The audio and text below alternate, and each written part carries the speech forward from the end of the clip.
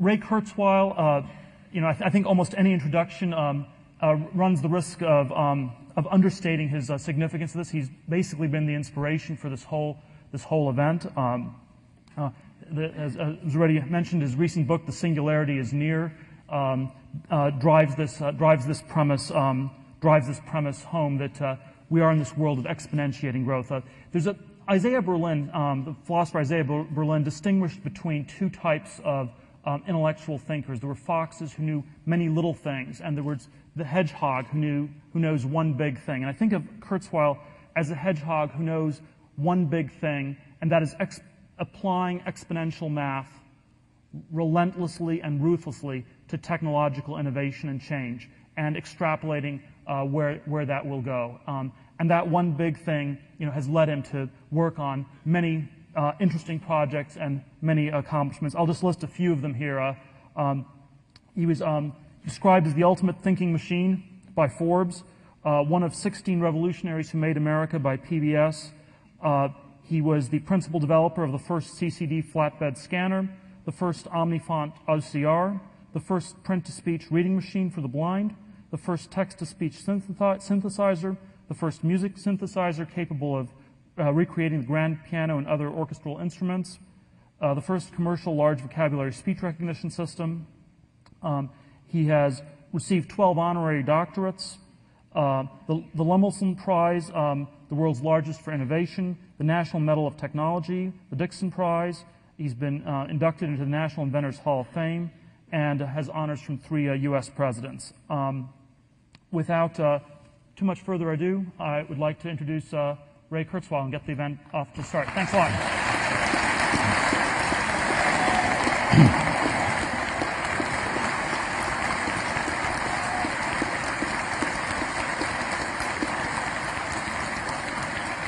Well, thanks for that warm welcome. Thanks for all coming out. I can't actually see to the back of the room. And I'm looking forward to a spirited discussion of these events. And actually, speaking of how when AI solves a problem, we then tend to put down the problem. It's not that important after all. AI has actually been defined as the set of problems that we haven't solved yet. As soon as we solve it, it loses its mystery. Intelligence has a mystery, so if we know the solution of the problem, that can't really be intelligence. So it was very mysterious how a car could actually be driven by intelligence. Only humans could do that, and I was actually challenged recently at the Gilder conference because I had predicted a car would do that, and it was pointed out how pathetic all the DARPA cars were running off the road quickly. And I said, well, there's a surge of progress at the end, and very soon you'll see this happen. And thanks to Sebastian and his team, his car led 5 cars that completed that course. Because now we say that, oh, well, that's not really intelligent after all. So, and one by one, I think there's no silver bullet. AI is getting stronger, and I'm going to make that point again this morning. I'd like to start by reading a passage from my book and actually demonstrating a new product. The system is on. Camera is off. I'm ready.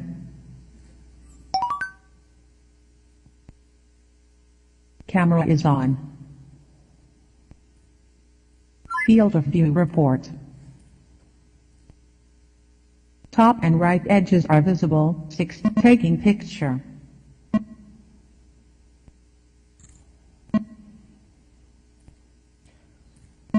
This is a new product. It's a couple hundred blind guys and gals who are running around Pre-processing picture. reading the labels on their clothing, signs on the wall, soup cans. Camera is 3 degrees clockwise relative to the page. Corrects for 3 different degrees of freedom of rotation and tilt. Page 1, GNR 289. The AI winter is long since over. We are well into the spring of narrow AI. Most of the examples above were research projects just 10 to 15 years ago.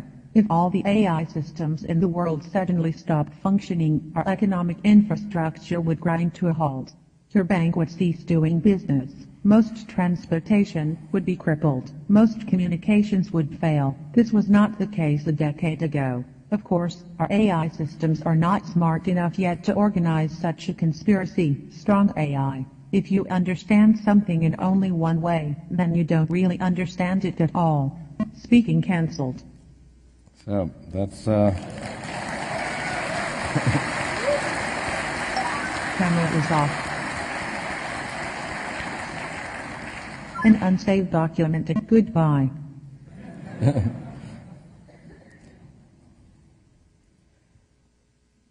We developed this with the National Federation of the Blind.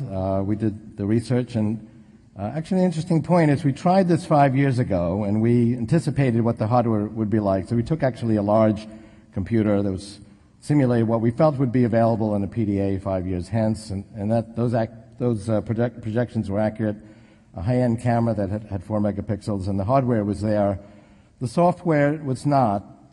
We really couldn't manage the requisite algorithms to handle the vagaries of real-world print taken from a digital camera, 3 different degrees of freedom of tilt and rotation, uneven illumination, curved images, and so on was not feasible 5 years ago. And it's one of many examples, and I'll mention a number of others. There are actually hundreds in my book, of how software and AI has progressed. People say, well, where are all these AI applications? It's a little bit like people who go into the rainforest and say, where are all these species that are supposed to be here? When there's 50 species of ants within 50 feet of them, but they're deeply integrated into the ecological infrastructure. And we have hundreds of examples of narrow AI deeply integrated into our economic infrastructure. Every time you send an email or connect a cell phone call, intelligent algorithms route the information. Intelligent algorithms design products, control just-in-time inventory, assemble products, land airplanes, guide intelligent weapon systems, make billions of dollars of financial transactions automatically every day, and many other examples. And these were research projects when we met in 1999 at the Spiritual Machines Conference that was mentioned. We are making progress. There's no silver bullet. But hardware and software are progressing at an exponential pace. In fact, 7 years ago at this conference, it was said that, well, computers can't even tell the difference between a cat and a dog. And in fact, the progression in AI has been the opposite of the maturation of human intelligence. A little child will learn the difference between a cat and a dog. It's not until we're adults that we can do things like solve mathematical theorems. And Carnegie Mellon's general problem solver in the 1950s solved mathematical theorems that Russell and Whitehead had been unable to solve, and so it was felt that it wouldn't be long before computers could do anything if they could do that. But in fact, the really challenging parts of human intelligence are the tasks that young children can do, particularly our pattern recognition. That's the strength of human intelligence. That's how Kasparov plays chess. He doesn't build this tree of billions of move, counter-move positions.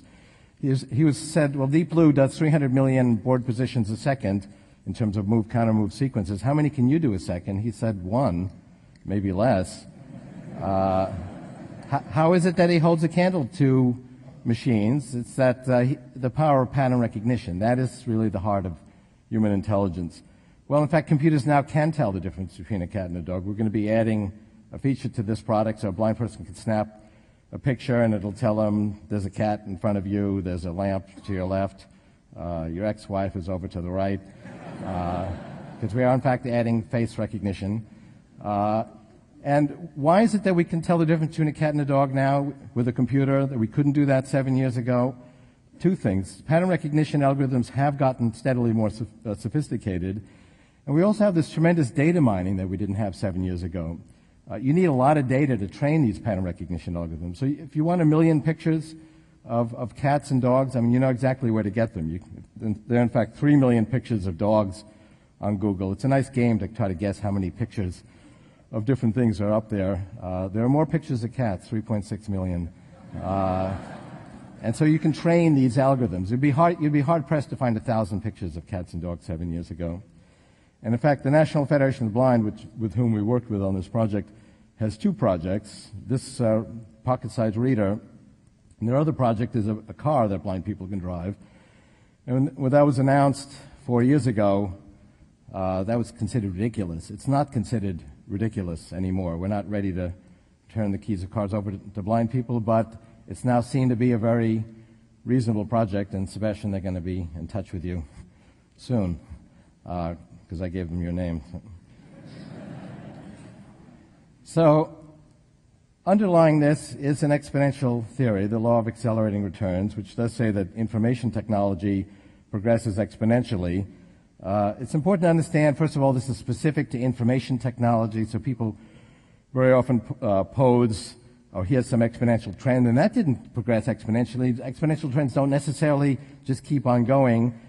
This is not relevant to things like population, which is not an information technology. In fact, information technology thwarted it because the economic progress it made has been largely due to the economic cost effectiveness of information technology, and as soon as societies become wealthy, the population growth stops.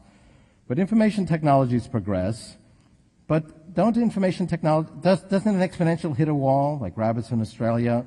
That's true of information technologies. A specific paradigm will run out of steam and hit a wall, but then it leads to another paradigm. And I'm going to show you that a little bit later. Moore's law was not the first. It was the fifth paradigm to bring exponential growth to computing. Well, isn't there an ultimate limit to the ability of information technology to progress? And yes, I discuss that in detail in the book. There are limits based on what we know about physics, to the ability of information technology to progress, both in computation, communication, biological technologies, and so on. But the limits are not very limiting. 1 cubic inch of nanotube circuitry would be millions of times more powerful than the amount of computation required to simulate all regions of the brain, based on the most conservative estimates of that amount of computation. And nanotubes are not speculative. Nanotube circuits are working. There's a very large, dense nanotube circuit working that has self-organizing features that's set to hit the market next year. So this is not speculative types of technology. But even if you were skeptical about the ability of molecular three-dimensional computing to be feasible, and I don't think that's actually a reasonable skepticism given recent progress of these circuits actually working, and as I say, one set to hit the market. Just conventional two-dimensional chips, according to the ITRS roadmap that has been followed quite rigorously for several decades, projects 4 nanometer features. We're now at 65, 50 is working, 35 is being developed. 4 nanometer features are for 2018. That will provide, if you use application-specific integrated circuits, enough computation, 10 to the 16th calculations per second, to emulate all regions of the brain based on the most conservative estimates for $1,000. So you don't even need molecular computing, although that is quite feasible. This is a scientific theory. I actually got into this because I realized that projecting technology trends was key to being successful as an inventor, and I did that for that purpose, and I still do that primarily for this reason. We started this project at the Reader 5 years ago because we projected it would be feasible in 5 years. I have a team now of 10 people that gathers data in different areas, and I've been developing this theory for 25 years. It's part of a broader theory of evolution. But Moore's law, which the public is aware of, is really just one example of many of this exponential progression. And people think intuitively in a linear manner. I think that's hardwired. We see what's in front of us. We project that linearly. One scientist I was debating with him the pace of progress in brain reverse engineering. And he was saying, well, it took me 18 months to model this one ion channel, and there's 4 other ion channels in this particular type of dendrite, so that's 5 times 18. And then this other dendrite has 6 other ion channels, and he's adding all this up, and 20 times 18 months, and it'll be a century before we finish this project. As if the computers we have to simulate these processes will stay the same, the pace of progress will be the same for the next 100 years. The reality is we're doubling the spatial resolution in 3D volume of brain scanners every year. It's only recently that we can see inside the brain with sufficient resolution to see individual interneuronal connections. And the same skepticism was expressed about the Genome Project. When that project was started, we had only collected 1/10,000th of the genome. Halfway through the project, skeptics said, I told you this wasn't going to work. I mean, here you are 7.5 years into a 15-year project, and you finished 1% of the project. But you double 1% 7 times, you get to 100%. That's exactly what happened. We exactly doubled every year the amount of genetic data we sequenced. It took us 15 years to sequence HIV. We sequenced SARS in 31 days. And there's many examples. If you can measure something in information, it inherently grows exponentially. But our intuition is linear. And so lots of people think intuitively and say, well, the kind of projections you get for an exponential trend just seem incredible, but that is really how the technology and every different manifestation of information technology has progressed. The paradigm shift rate's doubling every decade. The telephone took 50 years to be adopted. That was the first virtual reality technology. Before that, you really had to be in the same place to hold a conversation with somebody. Cell phones did that in 7 years. These are logarithmic graphs. A straight line on a logarithmic graph is exponential growth. These early communication technologies took decades to be adopted. More recent ones took a few years' time. And this acceleration has continued. I mean, the word blogs wasn't used 3 years ago. People didn't use search engines 5 or 6 years ago. Social networks are new. 3 years ago, people said, you can't make money in internet advertising. Now you've got one company started here on this campus that's worth $100 billion. 99% of its revenue comes from internet advertising. So the pace of change is accelerating. And I don't really have time to dwell on this, but as I say, this is part of a theory of evolution. Evolution creates a capability and then uses that capability to advance the next stage, and that's why an evolutionary process accelerates. So the first paradigm shift on this double logarithmic graph took billions of years, but then evolution used DNA, an information backbone, to guide the next stage. So the Cambrian explosion went 100 times faster, and biological evolution kept accelerating. And Homo sapiens took only a few 100,000 years to evolve, and there's only 3 simple genetic changes comprising tens of thousands of bytes of information that really distinguish us from other primates. A larger skull at the expense of a weaker jaw, so don't get into a biting contest with another primate. More of the cerebral cortex is devoted to the more of the brain is devoted to the cerebral cortex, so we could do abstract reasoning. There are things like mirror neurons, particular neural structures that can deal with recursion, which are also important in humans' ability to create hierarchical symbolic structures.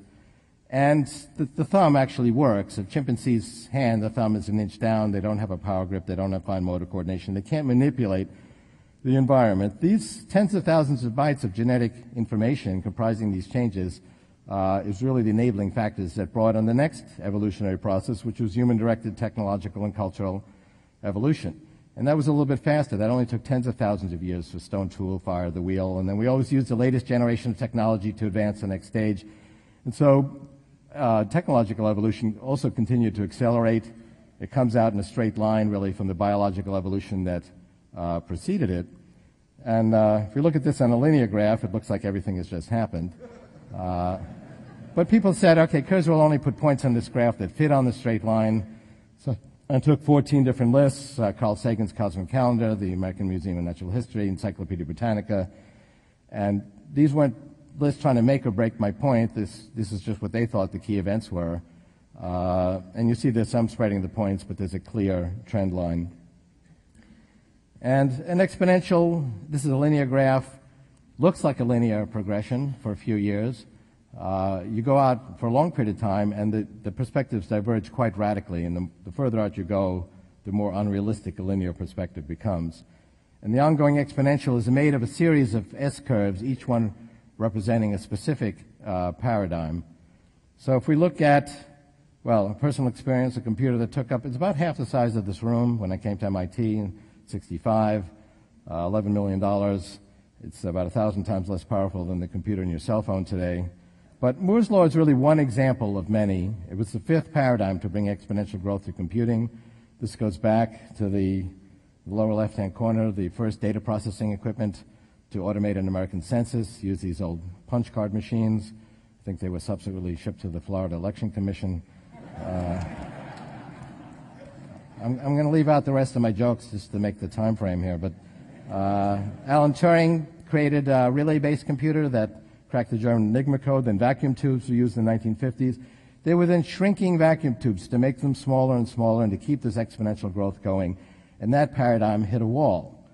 And that was the end of the shrinking of vacuum tubes. It was not the end of the exponential growth of computing. We went to another paradigm, transistors, which are not small tubes, and then to integrated circuits, so Moore's law, the shrinking of transistors and integrated circuit, was the 5th paradigm to bring exponential growth.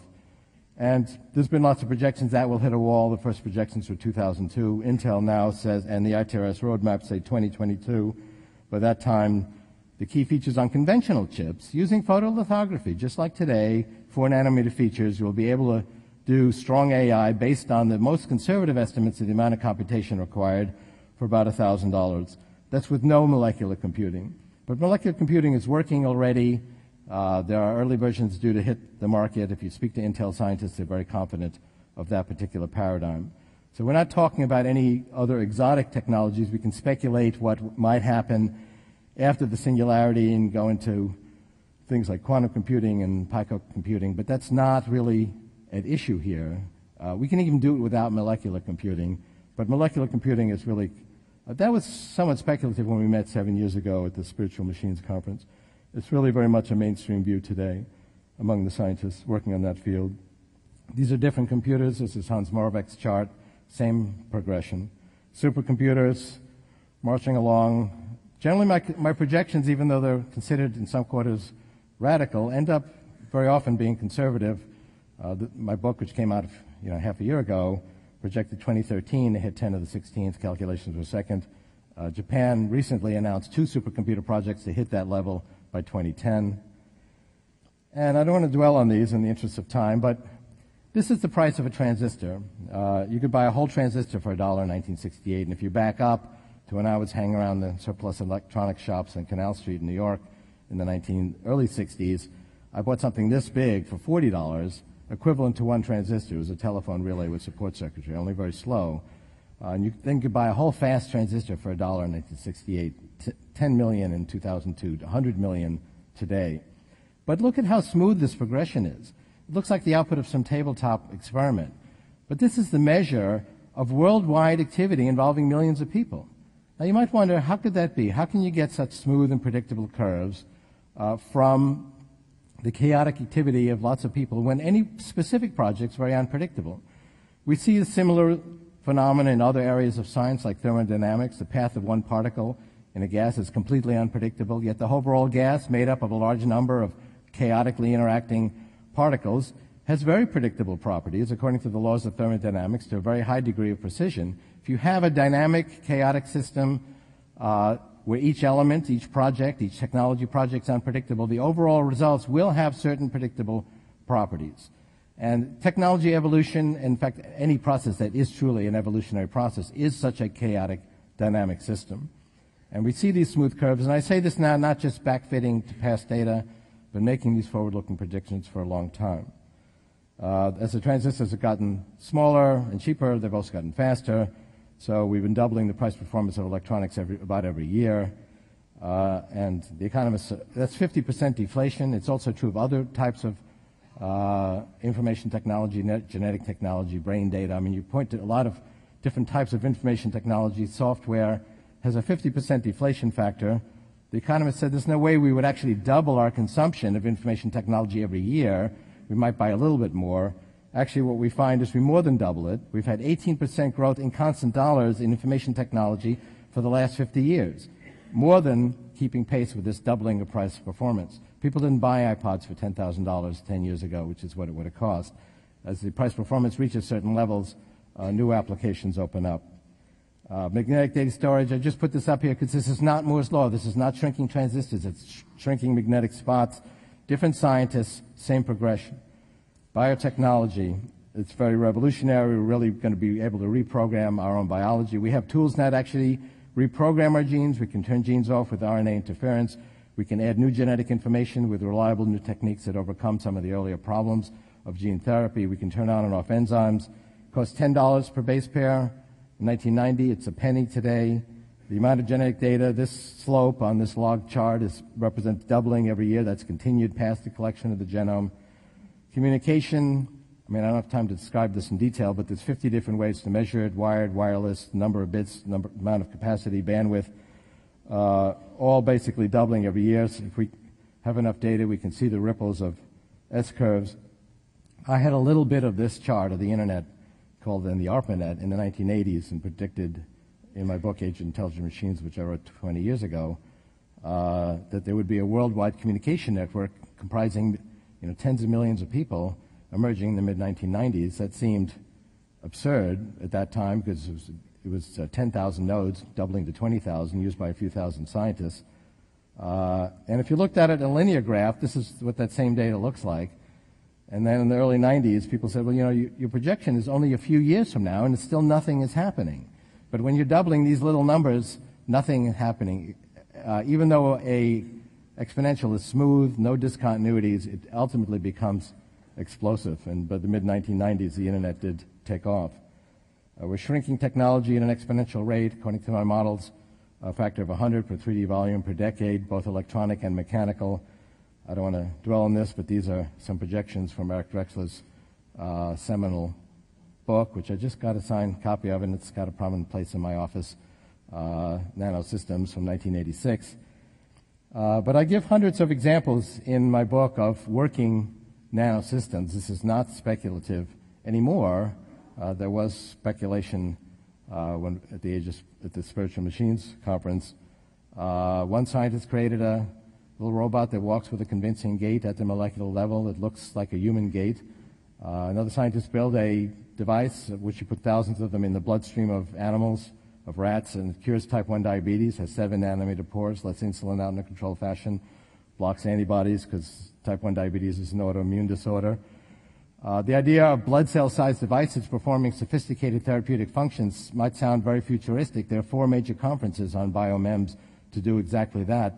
At MIT and at the University of Rochester, there's a tiny nano device that can detect the specific antigens on the surface of a particular type of cancer cell, latch onto the cell, burrow into the cell, detect that it's inside the cell, release toxins, and destroy the cell. And those sequence of 4 or 5 steps of these nano-engineered systems has been demonstrated in vitro, and it's going into animal trials. And that's today. And if you then contemplate multiplying the power of these technologies by 1 billion in 25 years, which is what this doubling every year amounts to. Actually, that would be 30 years, but it's actually a little faster than that. While we shrink the size of these technologies by a factor of 100,000 in 25 years, and look at what we can do already, you get some idea of what will be feasible by the late 2020s. This is an animation of a robotic red blood cell. Red blood cells is a biological system we've reverse engineered. We understand them. They're not that complex. And it does bring up an issue about biology that it's very intricate, but it's also very suboptimal. And when we can re-engineer these systems, we can make them much more capable. A conservative analysis of these robotic respirosites that Rob Friedis has designed indicates you could do an Olympic sprint in 15 minutes without taking a breath if you use these, or sit at the bottom of your pool for 4 hours. So Honey, I'm in the Pool will take on a whole new significance. He's designed a robotic white blood cell. I don't have time to describe all these, but if you look at what's already happening, there are some very sophisticated nanosystems that are being demonstrated. Now,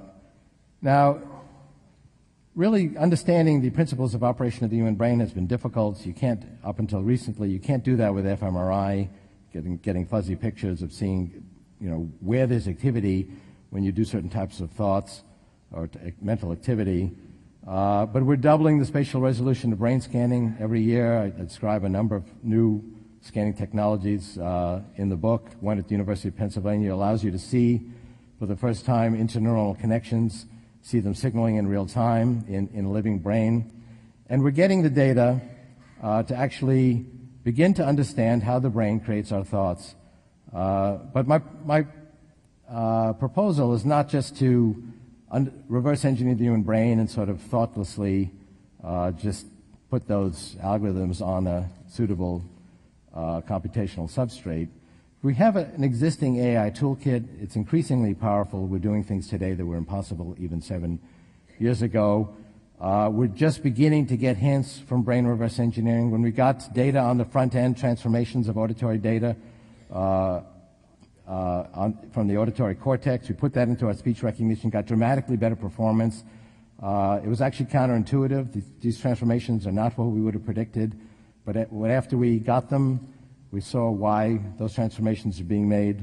And so we got that hint, or that set of principles, from having reverse engineered the auditory cortex, or that portion of it. And that was very helpful in this particular narrow AI application. So we're going to expand the AI toolkit from ongoing AI research. We'll have hints and ideas and models coming from reverse engineering the human brain. We will study the performance of the human brain itself. One good laboratory for that is studying human language, which does manifest all the hierarchical, symbolic types of structures that human thought is able to deal with. In fact, Turing based his Turing test on human language. Brain scanning is growing exponentially in resolution, and the amount of data is doubling every year on the brain. And Doug Hofstadter has posed the question, well, are we smart enough to understand our own intelligence? And, are we above or below that threshold? Clearly a giraffe's brain, Doug points out, is below that threshold. Maybe we were also below that threshold. Our ability to reverse engineer and model already 20 regions out of the several hundred regions that exist of the brain, and the fact that we can create technology, I believe, puts us over that threshold. This is a model and a detailed mathematical model and computer simulation of 12 different regions of the auditory cortex, and then applying sophisticated psychoacoustic tests to the simulation gets very similar results to applying those tests to human auditory perception.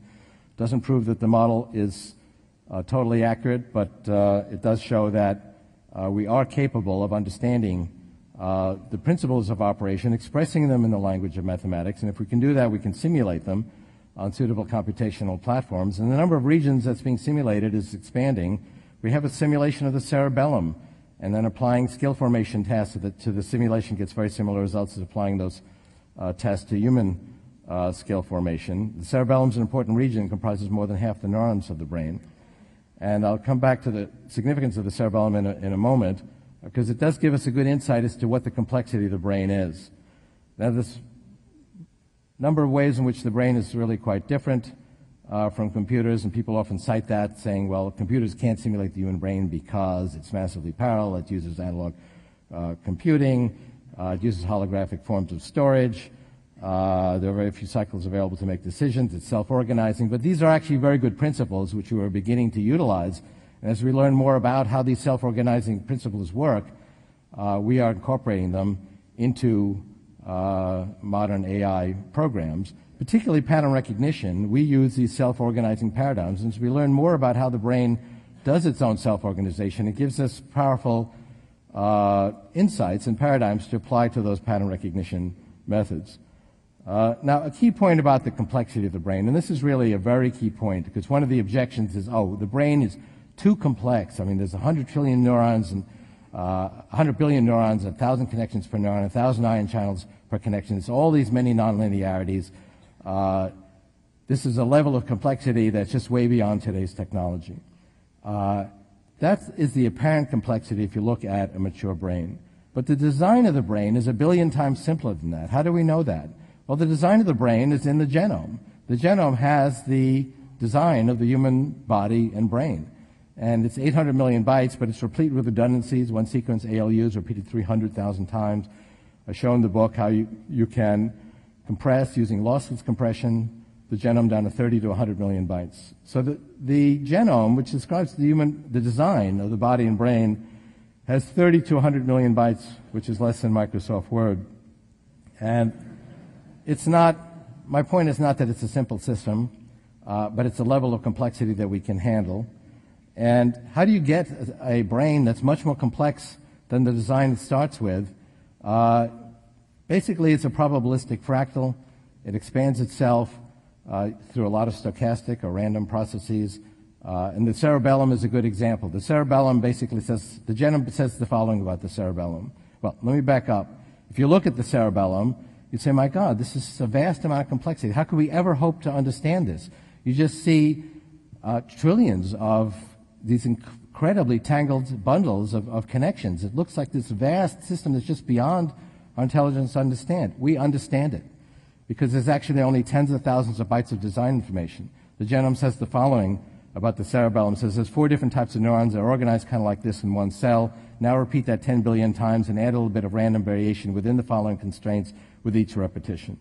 That is what the genome says about the cerebellum. And we actually understand that. We've modeled it mathematically, and that's behind this simulation of the cerebellum. I mean, an example of a fractal, and Doug has written extensively about these. I mean, this is the Mandelbrot set. You've probably seen pictures of it. It looks very complex. How much information is in the Mandelbrot set? Well, if you take the image, it's a vast amount of information. And depending on the resolution, it can just be an indefinitely vast amount of information. The design of this is 6 bytes long. And similarly, because as it's iteratively applied, a fractal expands its information. The brain is actually a probabilistic fractal. There's a lot of random processes as it expands its information. And it's self-organizing. This largely randomly wired cerebellum then interacts with a complex environment, and the child learns to walk and to talk and to catch a fly ball, and it gets filled up with meaningful information. Models often get simpler at higher levels. Modeling one pancreatic islet cell, it's very complex. Modeling the whole pancreas is much simpler, and there is an artificial pancreas in FDA tests. And the same thing is applied to these brain models. And you have to apply the abstractions at the right level. Biology is theoretically based on chemistry, which is based on physics, but you don't explain what a biological system does at the level of quarks or protons, maybe proteins. You have to model things at the right level. And neurobiology has its own levels of abstraction. In fact, there's several levels of abstraction in the brain with ideas at the highest level. And we are beginning to reverse engineer this. We are at the early stages, but this will be an exponential process. I won't dwell on this, but this is all driving economic gains. Productivity is increasing. In fact, it's that increase in the consumption of information technology, which is increasingly pervasive in all of our economic institutions, that's driving really all of the economic growth we're seeing. The adoption of these technologies is exponential. This is e-commerce, now $1 trillion. You might say, now wait a second, wasn't there a boom and a bust, which was experienced in this geographic area quite acutely? That was a Wall Street phenomenon. Wall Street looked at the internet and said, wow, this is revolutionary. It's going to change every business model. And the values went like this. 3 years later, they came back and said, it hasn't changed all the business models. I guess we were wrong, and all the values went like that. The actual adoption was exponential, but remember, an exponential looks like nothing's happening until you get some real traction. Well, we're getting real traction now with e-commerce. So let me show you an example of another technology which we put together. We created the first large vocabulary speech recognition that was commercially marketed, and the first text synthesis. We put those together with language translation, create a translating telephone. The language translation actually has made a lot of progress. It's another example of how we've made exponential progress in the quality of software. Using more sophisticated pattern recognition techniques. I was at Google recently, and they applied it to this opportunity we have now for vast data mining. They took these very large Rosetta Stone texts and created a English to Arabic and Arabic to English translator that not only won the DARPA competition, but actually compared equally to human professional translators. And nobody on the team spoke a word of Arabic, basically using pattern recognition applied to very large databases. And this is actually my proposal for how we can do language, not with symbolic rules, which are very hard to do. When we did speech recognition, we knew there were 44 phonemes, we knew various phonetic rules and so on. We didn't tell the system what they were. We let it discover it by itself from vast databases using pattern recognition. So this will be a routine feature of your cell phone early in the next decade. This is a demonstration, comma. Dies ist eine Demonstration Of a prototype of a quote translating end quote telephone. Period. von einem Prototyp eines übersetzenden Telefons. Within a few years, comma, Innerhalb einiger Jahre we will be able to talk to anyone, comma, wir werden fähig sein, zu regardless of their language. Period. ohne Rücksicht auf ihre Sprache. The rain in Spain, comma, La pluie en Espagne. stays mainly in the plain. Period. Reste dans la plaine principalement. Merci pour votre attention. Period. Thank you for your attention.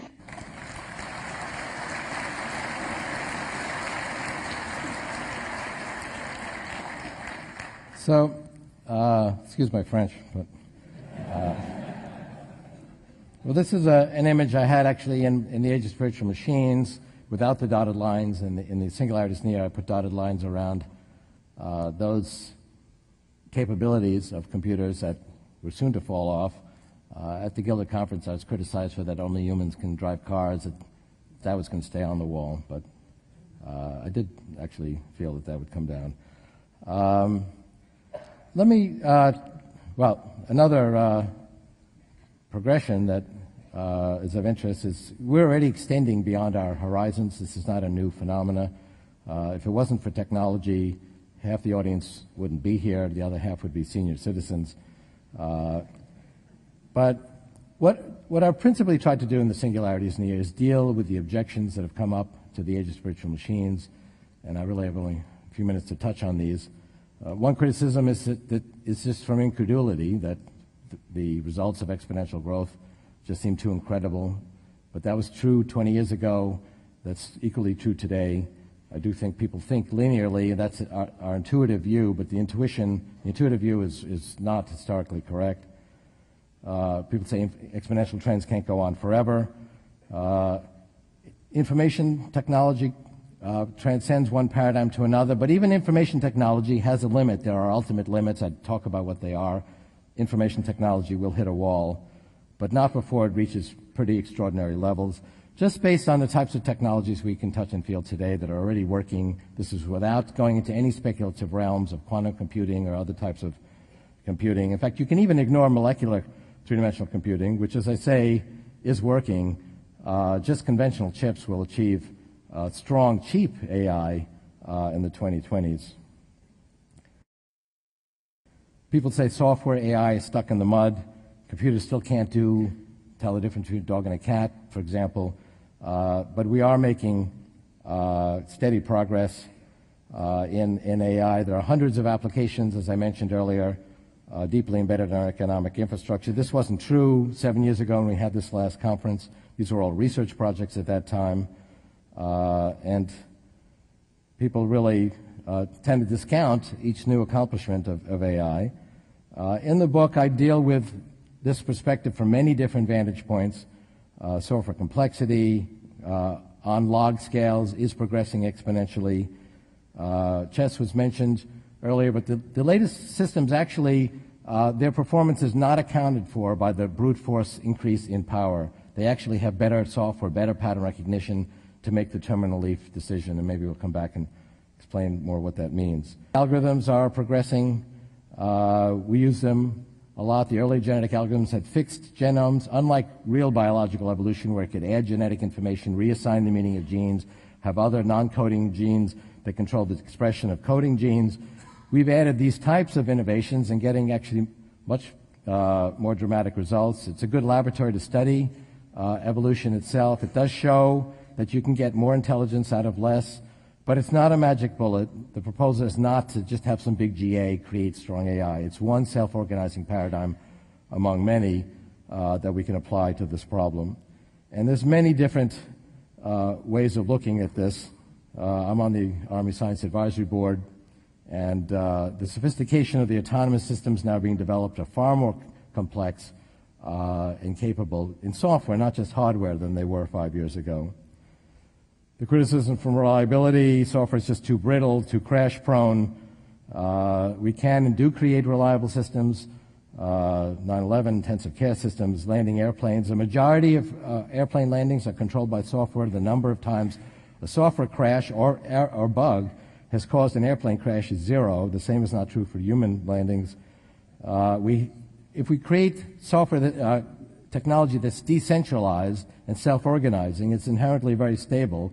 And the quintessential example is the internet, and the amount of time that the internet has been down over the last decade is 0 seconds. People say the brain's too complex. I address this. Thomas Ray said it would take billions of lines of code to describe the brain. That's looking at this apparent complexity, not the complexity of the design, which is contained in the genome. And it's not a simple system, and we're not there. And because of the exponential progression, we have a long way to go, but we'll do it exponentially. But the amount of complexity is a level that we can manage. I I won't deal with these because we don't have time. Let me say a few words about promise versus peril. The ethical guidelines do work for inadvertent problems. The Asilomar guidelines in biotech have kept us safe for 30 years. The Foresight Institute, which Christine heads up, has similar guidelines for nanotech. I believe they will work effectively. The big problem is advertent problems. That is actually a word. Designer pathogens, self-replicating nanotech, unfriendly AI, which Eliezer has written extensively and insightfully about, are really the key concerns. And there's a movement to, well, let's relinquish these technologies. They're just too dangerous. There are three problems with that, and I can only summarize it, but it would require a totalitarian system to implement. It would deprive us of profound benefits, and it wouldn't work. It would just drive these technologies underground where they'd be less stable, and the responsible scientists would not have access to the tools needed to defend us. The way we can defend ourselves is through narrow relinquishment of dangerous information and to invest explicitly in the defenses, something we've done with software viruses and which has actually worked quite well. And even though Bill Joy and I are often considered on opposite sides of this, we've actually worked together. Bill Joy got his ideas about the downsides from the age of spiritual machines. We recently wrote this op-ed piece in the New York Times criticizing the dissemination of dangerous information, specifically the 1918 flu genome on the web, which we thought should be given to the scientists who need it in confidence, and also calling for a Manhattan Project to combat biological viruses. And Majority Leader Bill Frist recently cited this op-ed and endorsed both of those proposals.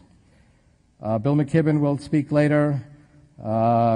He writes, is it possible that our technological reach is very nearly sufficient now, that our lives, at least in the West, are sufficiently comfortable?